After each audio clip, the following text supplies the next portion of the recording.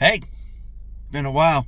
Not really, but I'm tired. I didn't get much sleep yesterday, and at least for the past couple days, I've been cleaning, uh, yard work. Had to pull weeds yesterday. Been pretty busy. Have my eldest here. He just came in last night, so I didn't even get a chance to see him because I went to work. But I don't know how long he's staying specifically, but he's staying for a good amount of time. So tonight is technically my Friday, so I'll have 3 days off plus my 2 regular days off. So I'll have 5 days off. It won't really feel like it, I know, 'cause that's what normally happens when you have days off working graveyard. It's totally opposite than what you think. If you have a family, at least. If you don't and you live by yourself, it might be so much more manageable. But for me, on my Fridays, I get home, I can sleep only for a couple of hours, stay up the rest of the day. But that didn't happen this week. I actually stayed up for almost 30 hours straight. So I got home and then had to go take someone to had to go take my wife to I think it was dentist appointment / other things. But anyways, we didn't get back until 1 o'clock, and then I had some PC parts, and I built my father-in-law a computer because it's what I have done for him at least the past 2 times that he's had a newer edition computer. The last one that I did before this one, I want to say it was probably like 7 or 8 years old.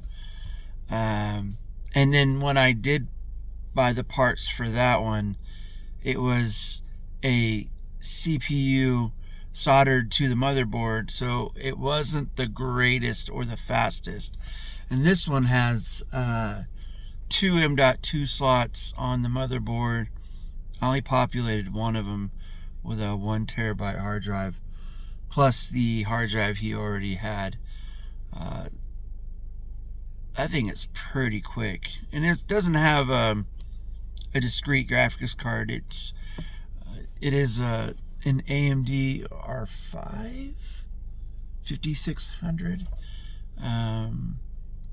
So it doesn't need a graphics card, and for him, he doesn't really play those types of games, but he would be able to play like Fortnite pretty well, or something a little bit higher demanding than that, but not too much. There are limitations, especially with the CPU not being overclocked. I bought a separate CPU cooler, thinking, I might give it an upgrade, and then this is exactly what happened. I pulled out the parts, and I was like, you know what, I'm lazy. I didn't even get any sleep, so I put the CPU cooler back in the box. I used the one that came with the CPU because they give you this Wraith cooler, which isn't the worst. It's really not, but it doesn't allow you to overclock and it be able to keep up, unless you wanted to pay extra for the upgraded Wraith CPU cooler. That one's pretty cool. I haven't used it, but I would love to make do a build with that. The cool thing about building computers, though, is, at least nowadays, it's so much easier. It's so much more streamlined because there's a process to it. It can be described pretty easily and taught pretty easily, but I think it's a pretty daunting task for most people, and they just don't want to do it. It seems like from most things that I've heard from people is that they don't want to break anything, or they don't want to put something in the wrong spot, or something like that. But it might have been like that back in the day, but as time went on, and enthusiasts and tinkering and modding, all that stuff, CPU manufacturers, case manufacturers, graphics card like all of them have made most everything so intuitive that you really can't mess it up. Even most of them being color coded, USB-C is, reversible. You can't get it wrong. There's so many things that have changed than what it used to be, and it was a lot more manual labor, especially with doing like jumpers on hard drives. That one really sucked.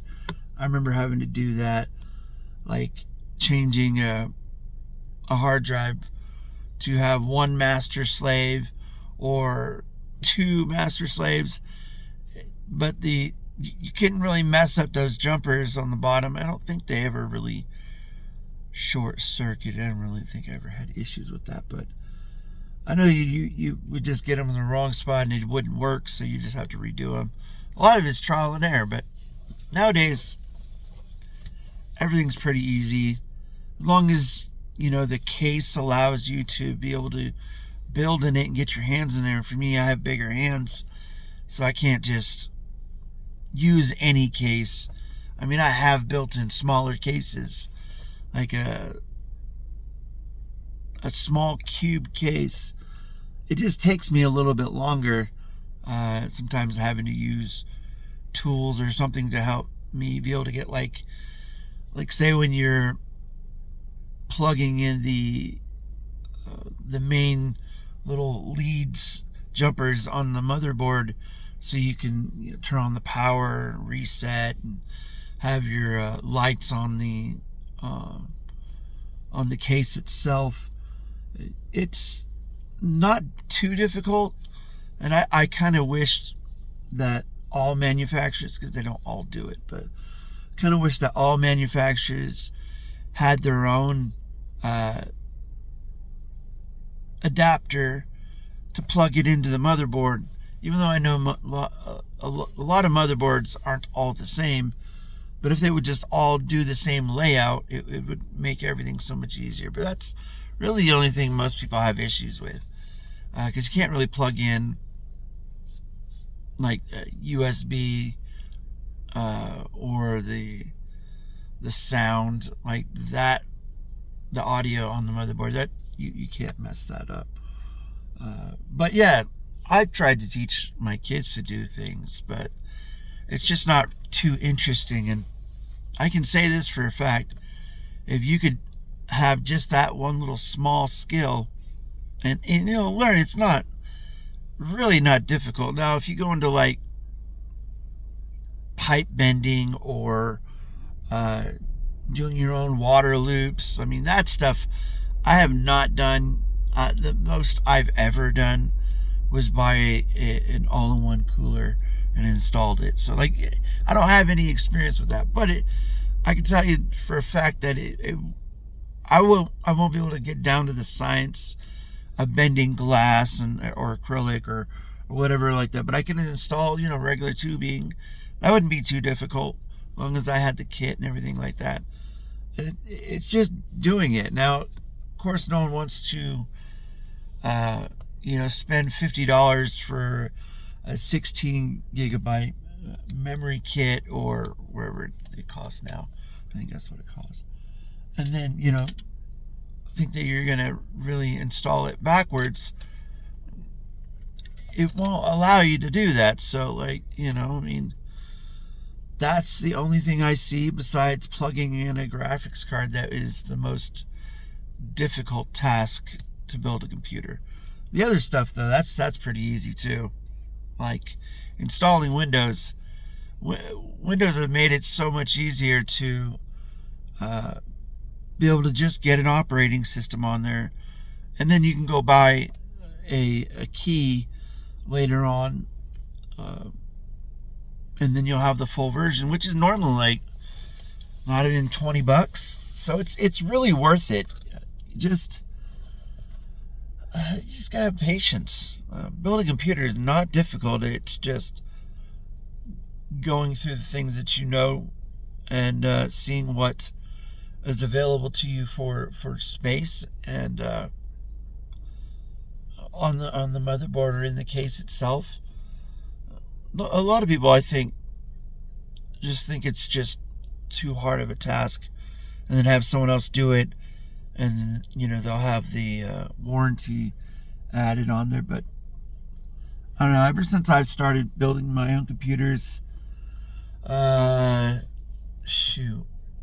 think it was 22, 23, something like that. I thought it was going to be super difficult, because I just ordered, the parts that I wanted through the eBay and the company that I was ordering it through. And when I got it, I was like, man, it's not difficult at all, because as long as you know what the slots look like, the holes, it's just matching things up, and then, applying a little bit of pressure to make sure it's slotted in there. And, nowadays, it's even more easier because you got YouTube. You got so many people that are doing the same thing over and over and over again to show how to install. It's not something you really need to spend too much time on. But it's a great thing to pick up, especially a skill that you can, monetize. You can certainly put an ad out on Facebook Marketplace or wherever and say, hey, you want to build a computer, we can go through, see how much you have, go through all the part picker website, design the case or whatever you need to do, and charge a fee to build a computer. Whenever the parts come in, you can make how much it is. I'm not sure what they charge, but I could charge $100 to $200 on a really low end, just to build a computer, even though it might only take, I don't know, at most a half an hour to an hour. Like I said, it really always depends on the space that you have. So, but it's a good skill and trade to pick up, even if you don't monetize it. Is like for me, being able to build my family's computers. I taught myself everything that I've learned pretty much. It's a great skill to have. Now, I know I've been talking about that the whole time. I don't know why. But my son's here, so I'm going to get inside, get some sleep. Not right away, but I also need to wait for my other son to come home so I can install a new radio on his, because it switches from tape to CD to radio, and it's pretty broke, so I need to get that changed out. Hopefully that one doesn't get stolen, but it wasn't a really expensive radio anyway, so hopefully I don't have to worry about it. My son taking it to college and it coming up missing, because I don't think nowadays CD players or radios in general are that expensive anymore.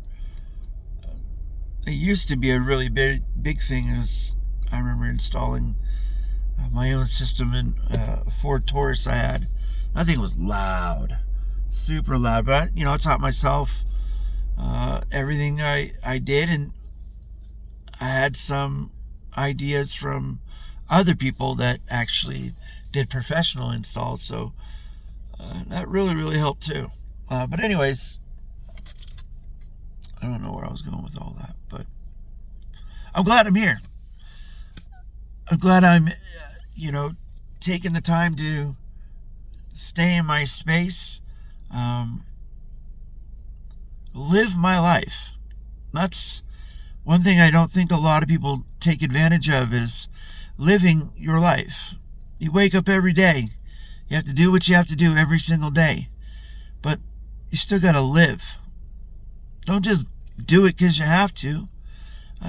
Things suck. And it's not the greatest all the time. But you're living. So take advantage of it. I love y'all. Talk to you later.